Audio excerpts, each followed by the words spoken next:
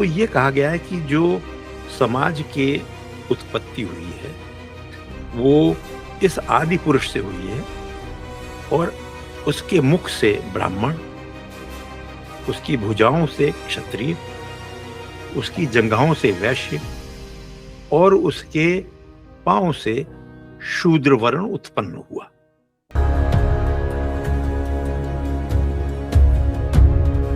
Hinduism का एक बड़ी खासियत ये रही हमेशा से आराधना कि जब भी इसमें इस तरह के विकार या दोष उत्पन्न होते हैं तो it has an internal correction mechanism. Ritual has overtaken everything else. Who is the creator and who are we and what is our relationship with him? इसका भी बहुत बड़ा प्रेशर पड़ा हिंदू समाज पर। There is nobody between God and you. क्योंकि तब तक आइडल वर्शिप बहुत इंपॉर्टेंट हो गई थी उस काल तक, और फिर रिचुअल्स बहुत इंपॉर्टेंट हो गए थे, और फिर ब्राह्मण और क्षत्रियों का नेक्सस हो गया था, तो वो अछूत और शूद्रों को मंदिर के अंदर नहीं जाने देना है, ये सब हो गया था शुरू।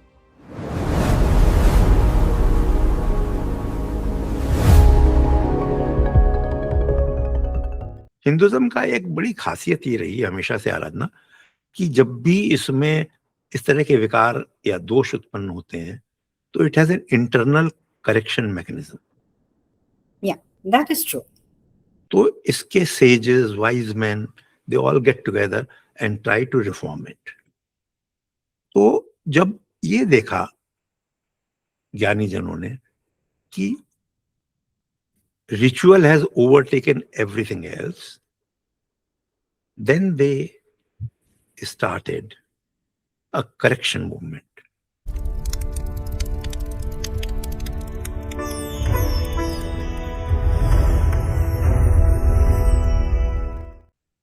They said ritual is not important, reason is. Okay, it was a major shift. It was a major shift. और ये जो चार पुरातनतम उपनिषद हैं वो लिखे गए हैं करीब 500 BC में, और उनमें सबसे पहले इसकी शुरुआत हुई कि रिचुअल नहीं, हमें ये जानना है कि who is the creator and who are we and what is our relationship with him. तो छंदोग्य उपनिषद जो पुराने उपनिषदों में से एक है, उसमें शुरुआत की गई है कि मेडिटेट ऑन ओम। अब ओम इज एन एब्स्ट्रैक्ट थिंग। तो कहाँ बड़े बड़े यज्ञ जिसमें घी, दूध और तरह तरह के अनाज और बकरा, बकरी और इन सब की बलि दी जा रही है, उससे इन्होंने ये कहा कि नहीं, उसकी जरूरत ही नहीं है। जरूरत है टू मेडिटेट ऑन ओम, जरूरत है to understand the reality of that creator and us and our relationship. और तब तत्त्वम असि वाला कॉन्सेप्ट आया पहली दफा। Was it also because of Mahatma Buddha और लॉर्ड महावीर तब तक आ चुके होंगे, उनका भी असर होगा? एब्सोल्युटली। तो ये तो एक फैक्टर था। There were multiple factors. देखिए, इस तरह के मूवमेंट कभी एक फैक्टर की वजह से नहीं आते हैं। तो एक तो ये था इंटरनल, दूसरी चीज इन सब दोषों की वजह से कई जो हिंदू धर्म के लोग थे वो इतना अपसेट हो गए कि डिsillusion that they decided to walk out of the house of Veda. अब उसकी एक उदाहरण है Gautam Buddha. He must have been so disappointed, he must have been so disillusioned, and he must have been so discouraged कि मैं इसको रिफॉर्म ही नहीं कर सकता, तभी तो कोई आदमी घर छोड़ के जाएगा ना। Although he was a prince and he was a Kshatriya, and till his youth he remained a Hindu. तो इन लोगों ने जब अपना मूवमेंट स्टार्ट किया रिचुअल के अगेंस्ट कि there is no heaven, there is nothing like hell, खाली कर्म और इन सब पे जब बात होने लगी तब कि डिजायर को किल करो, यही तो एसेंस है बुद्धिज्म का। एनीवे, तो जब ये सब होने लग गया तो फिर इंटरनली इसका भी बहुत बड़ा प्रेशर पड़ा हिंदू समाज पर, Yeah. और उन्होंने कहा कि नहीं, सुधार की आवश्यकता है। Hmm. तो इट वाज योर राइट, इन सब का कंबाइंड इफेक्ट हुआ कि फिर हम लोगों के उपनिषद आए और जिन्होंने ये जोर दिया कि मूव अवे फ्रॉम रिचुअल्स। जी। Okay, so since we are talking about this, कि कैसे कैसे सुधार आया, भक्ति मूवमेंट का क्या उसका भी रोल जरूर रहा होगा इसमें? नहीं, आप बिल्कुल सही कह रही हैं। भक्ति मूवमेंट का रोल तो निहायत इम्पोर्टेंट रहा है, पर अगर आप उसको प्रॉपर टाइम फ्रेम में रखें तो it came much later. It came almost 1500 years after, or 2000 years after उपनिषद हैं। तो वो देखिए, भक्ति मूवमेंट आया जब मुगल्स का रूल था, इस्लामिक रूल इन इंडिया, और इस्लाम इज एगलिटेरियन रिलीजन, जहां जाति पाति का कोई सवाल नहीं है, और जाति पाति एकदम रिजिड हो गई थी, आयरन फ्रेम बन गई थी, शूद्रों की दुर्गत हो गई थी, अछूत बन गए थे, उनका टच करना भी उसके बाद प्यूरिफिकेशन का एक्ट करना पड़ता था। तो ये सब कुरीतियां आ गई थी। देखिए, there is no body between God and you, क्योंकि तब तक आइडल वर्शिप बहुत इंपॉर्टेंट हो गई थी उस काल तक, और फिर रिचुअल्स बहुत इंपॉर्टेंट हो गए थे, और फिर ब्राह्मण और क्षत्रियों का नेक्सस हो गया था, तो वो अछूत और शूद्रों को मंदिर के अंदर नहीं जाने देना है, ये सब हो गया था शुरू। तब ये भक्ति मूवमेंट ने उसको इतना बड़ा आघात पहुंचाया। तो उसमें जो लीडर्स थे, देखिए, it's very interesting, the leaders were from high cast, the leaders were also from lowest class. अब हाई क्लास में तुलसी, सूर, चैतन्य महाप्रभु, ये तो ब्राह्मण थे, मीराबाई क्षत्राणी थी, कबीर दास, अब कबीर, दादू, रैदास, अब ये लोग तो शेड्यूल कास्ट थे, ये तो लोअर कास्ट के थे, शूद्र। गुरु नानक देव वो वैश्य क्लास के थे। तो देखिए, मल्टीपल, हर सेक्शन से सोसाइटी के ये लोग उठे और उस कुरीति के अगेंस्ट इन्होंने ये नया मूवमेंट शुरू किया, और इन्होंने तो इतना सिंप्लीफाई कर दिया रिलीजन को। इनका religion is between God and you, और उसके लिए आपको किसी रिचुअल की जरूरत नहीं है, किसी मंदिर की जरूरत नहीं है, कुछ करने की जरूरत नहीं। आप मंदिर जाना चाहें तो मंदिर जाइए, वहां पर जाके अगर आपने एक बगीचे से या सड़क से एक फूल तोड़ के या एक पत्ती चढ़ा दी, भगवान उसमें भी खुश है, और आपने बड़ा यज्ञ किया उसमें भी खुश है। So this was another renaissance. It was a very big reformist movement, and it had very deep impact on Hinduism. Yeah, it was a very beautiful form of spirituality also, I would say. Of course, बिल्कुल। और इसमें इसकी सबसे बड़ी खासियत ये थी, इसमें सगुण ब्रह्म भी माना गया और निर्गुण ब्रह्म भी। अब जैसे अगर आप गुरु नानक देव को देखें तो एक नाम ओंकार, अगर कबीर को देखें अगेन निराकार ब्रह्म, और अगर तुलसी और सूर्य को देखें तो सगुण ब्रह्म की उपासना। जाति प्रथा और इसकी कुरीतियां, ये देवर ऑलरेडी प्रेजेंट।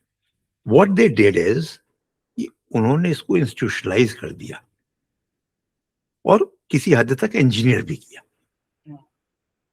अब नेचुरल क्वेश्चन उठता है कि क्यों करेंगे। देखिए, वंस अगेन सिचुएशन वाज कि एक फॉरेन पावर जिसका अपना रिलीजन है, जो क्रिश्चियनिटी था, वो उसको फैलाना चाहते थे, फैलाते थे हर जगह, Yeah, the missionaries came with them. That is right. but they were very subtle about it. They were not like Muslim rulers कि forcible conversion कर रहे हैं, वो कर रहे हैं. Many Muslim rulers did that, as you know. Yeah. They were very intelligent. They were very subtle about it. तो उन्होंने क्या किया, उनके साथ तो मिशनरीज भी आए, ऑफिशियल मिशनरीज आए. तो उन लोगों ने ये किया, ब्रिटिशर्स ने, कि आफ्टर 1857 स्पेशली they realized कि if they have to continue to rule India, then they can't have a situation in which Hindu, Muslims, and They all unite. communities are together, because these are the people who had got together and fought them in 1857 War of Independence. तो जो 1871 या उसी के देर about जब पहला census हुआ, तो इन लोगों ने सेंसस में दे क्रिएटेड कैटेगरीज. Okay. तो मुसलमानों की एक कैटेगरी बनाई, हिंदुओं की जो शूद्र हैं उनको अलग किया, जो फॉरेस्ट्स में आदि जातियां रहती थी, पिछड़ी जातियां, उनको अलग क्लासिफाई किया. सो दे क्रिएटेड मेनी क्लासेस. तो Okay. उस सेंसस में बैकवर्ड क्लासेस, ट्राइब्स, इन सबको क्रिएट किया गया. तो ये इंस्टीट्यूशनलाइज हो गया. और इसका उन्होंने बहुत, they are clever people, you know, britishers are very clever. No doubt. उन्होंने इसका जस्टिफिकेशन दिया, और उनका जस्टिफिकेशन ये दिया कि देखिए, हम तो आपके धर्म के, हम ये चाहते हैं कि जो जिसका धर्म है उसके ऊपर वही लॉ लागू हो. अब अगर आप मुसलमान के ऊपर, वो उन्होंने कहा हम अपना यूके का लॉ नहीं लगाएंगे, हम आप ही के लॉ की रेस्पेक्ट करते हैं, तो हम शरिया लगाएंगे. अब उसके लिए कोर्ट में एक मौलवी बैठता था जो इंटरप्रेट करता था शरिया. Okay. हिंदू के कोर्ट में कौन बैठेगा? हिंदू के कोर्ट में तो कोई एक लॉ बुक थी नहीं. हिंदू के लिए दे चोज धर्मशास्त्र. अब धर्मशास्त्र जो है उसमें कई स्मृतियां हैं. They happen to have relied heavily on Manusmriti, which is one of the harshest and one of the most traditional Smriti. Yeah, आपने, I'm happy you talked about because that was actually my next question. I wanted to know कि जैसे आपने एक तो one question is कि what exactly is Smriti, and secondly Manusmriti क्यों इतनी important हो गई हर जगह, बिकॉज अभी भी उसके बारे में बात किया जाता है, क्रिटिसाइज करते हैं, व्हाटएवर. So please. तो देखिए, जो स्मृतियां हैं, ये सब शुरू हुआ एडी में, इन द क्रिश्चियन एरा. हम लोगों ने जब चर्चा की थी उपनिषद की, तो मैं आपको फिर वहां वापस ले जाऊंगा. जो उपनिषदिक मूवमेंट था, it couldn't be sustained. It couldn't be sustained for multiple reasons. वरना ये मूर्ति पूजा वगैरह क्यों होती? तो वो इसलिए नहीं सस्टेन हो पाया कि it was too abstract for a common man to understand and grasp. अब क्रिएटर को उन्होंने ये बताया कि क्रिएटर इज एट्रीब्यूटलेस प्योर कॉन्शियसनेस. अब एक गरीब आदमी या एक अमीर आदमी जिसको बिजनेस में, या कि अब मेरा बिजनेस बढ़े, या उसका बिजनेस खराब हो रहा है उसको बड़ा करना है, या किसी का बच्चा बीमार है उसको ठीक करना है, तो वो भगवान के पास जाता था कि हे भगवान इसको ठीक कर दो, मैं तुम्हें इतना तुम्हारे लिए यज्ञ कर दूंगा, ये बलि दे दूंगा, एटसेट्रा एटसेट्रा. पर निराकार ब्रह्म में तो उसका कोई स्कोप ही नहीं था. So he had to find a place where he could go and seek help. एक राजा को एक राजा को भगवान की इसलिए जरूरत थी कि उसकी सेना इतनी स्ट्रांग नहीं थी कि हरा पाए, so he had to ask for the help of super natural. पर अगर सुपर नेचुरल निर्विकार है, एट्रीब्यूटलेस है, प्योर कॉन्शियसनेस है, तो किसके पास जाएगा वो? तो ये एक बड़ी प्रैक्टिकल समस्या थी। Yes, very interesting too. हाँ, तो इस वजह से people moved again to gods and goddesses, और वही पीरियड है जब आइडल वर्शिप और मंदिर बने, तो वो वहां जाने लगे। अच्छा अच्छा अच्छा, okay, okay. दूसरा ये हुआ कि whenever you try and work against an old system, the old system fights back. Yeah, naturally. तो जो वैदिक आर्यंस थे, they fought back against Upanishad. Alright. तो एक जो मीमांसकार थे, मीमांसक्स, उन्होंने कहा नहीं नहीं नहीं, वेद का एक एक अक्षर का मतलब है और वो मतलब हमें समझना चाहिए और उसका पालन करना चाहिए। तो these are multiple things happening at the same time. Gupta dynasty आई, उस समय तक ये जरूरत हुई कि भाई बहुत अर्बनाइजेशन हो गया था, कितने राजपद बन गए थे, कितनी रिपब्लिक्स बन गई थी। अब उनका क्या धर्म है, it had to be redefined. New situations were developing every day. उसमें धर्म उस परिस्थिति में उस व्यक्ति विशेष का क्या धर्म है, somebody had to define it। तो धर्मशास्त्र लिखे गए। तो स्मृतियां जो हैं अलग अलग समय में अलग अलग सिचुएशंस को डील करने के लिए लिखी गई, और बहुत सारी स्मृतियां हैं, दर्जनों।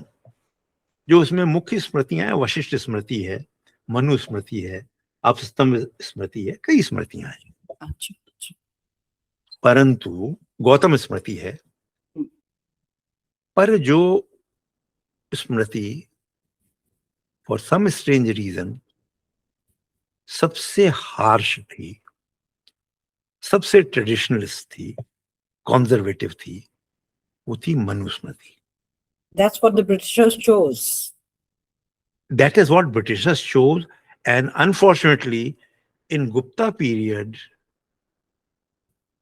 उस धर्मशास्त्र का और going back to our old civilization बहुत उस पर काम हुआ। संस्कृत वॉज रिवाइव्ड, कालिदास के सब जो मेघदूतम, रघुवंश, ये सब उसी समय के बने हुए हैं। तो ये जो पीरियड था, इस पीरियड में ये चीजें, और मनुस्मृति ने वर्णाश्रम धर्म को फिर ये इंसिस्ट किया, इट हैज टू बी रीस्टैब्लिश्ड, और उसमें बहुत ही विविध चीजें हैं। शूद्र के लिए तो इतना वो है कि अगर शूद्र ने गलती से या जानबूझ के वेद वाक्य सुन लिया तो उसके कान में गरम लेड, सीसा पिघला के डाल दो। अगर उसने ब्राह्मण के अगेंस्ट कोई गलत चीज कह दी तो उसके मुंह में 4 इंच लंबा कील लाल करके डाल दो।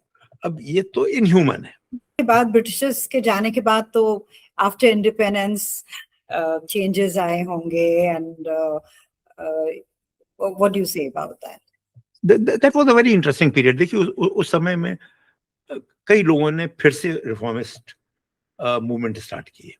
राजा राम मोहन राय, अब उनका तो ये था कि वो he went to UK, he tried to convince the member of parliaments in UK parliament को कि जो ये कुरीतियां हैं इनको बंद किया जाए।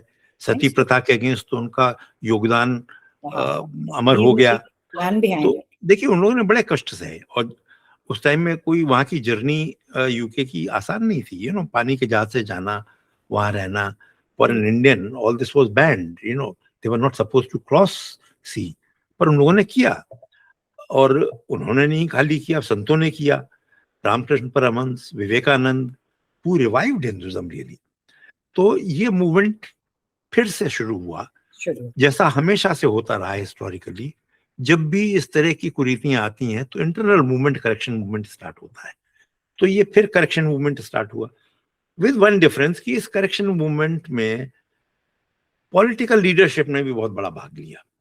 अब महात्मा गांधी का तो बहुत बड़ा योगदान है इसमें, Yeah. अछूत उस पर।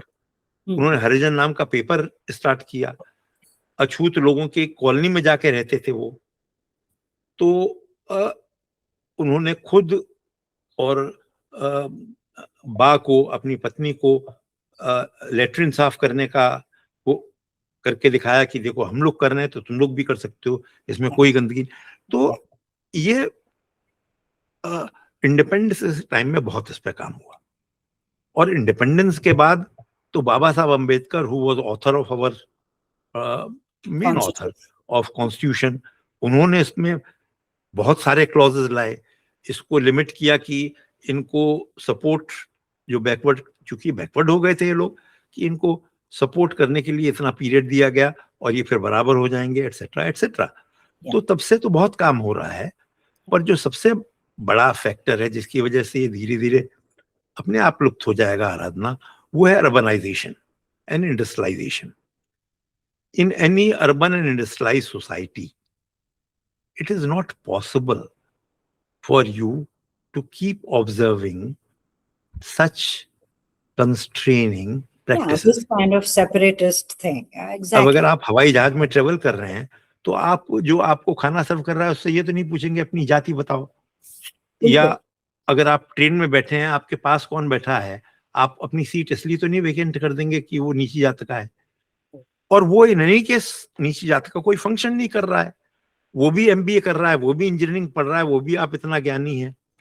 तो बड़े लेवल पर जब इंडस्ट्रियलाइजेशन और अर्बनाइजेशन होता है तो ये चीजें धीरे धीरे खत्म हो जाती हैं, जो कि हो रही हैं। Yeah, which we are seeing now. हाँ, पर गांव और छोटी जगहों पर ये अभी भी हैं और इनका बड़ा कुत्सित रूप देखने को मिलता है। और ये जितनी जल्दी समाप्त हो उतनी जल्दी अच्छा है, और इसके लिए हम सबको मिलकर प्रयास करना चाहिए। और भारत सरकार और विभिन्न संस्थाएं इसके लिए बड़ा प्रयास कर रही हैं। Yeah, and of course, I'm sure with our new generation, ये सब चीजें रहेंगी नहीं. हाँ, they are disappearing. You know, I don't think. Interdining and intertwining is the single most important thing which works against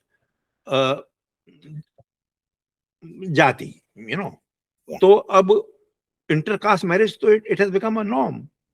हम ही लोगों के परिवार में ज्यादातर बच्चे जो शादी हुई है नेक्स्ट जनरेशन में, वो तो अंतरजातीय विवाह है, which is such a healthy thing. And nobody frowns at it any longer. It's a normal thing. Not at all. बिल्कुल आपने सही कहा। Yeah, so we are ourselves seeing the change in society, which is a welcome change. And slowly, जाति क्यों नहीं जाएगी जाति, और अच्छी तरह से जाएगी, towards a good mode लेके जाएगी। Absolutely, very well said.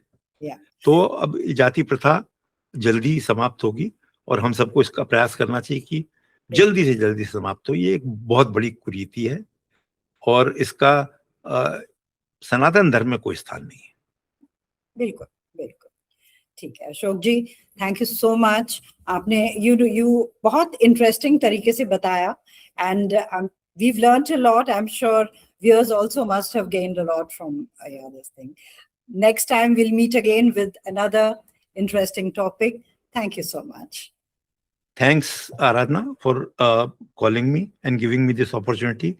सभी श्रोताओं और सभी दर्शकों को मेरा बहुत बहुत नमस्कार। मैं नमन करता हूं और आशा करता हूं कि आपको ये हम लोगों का एपिसोड पसंद आया होगा। हमसे जुड़े रहिए। धन्यवाद।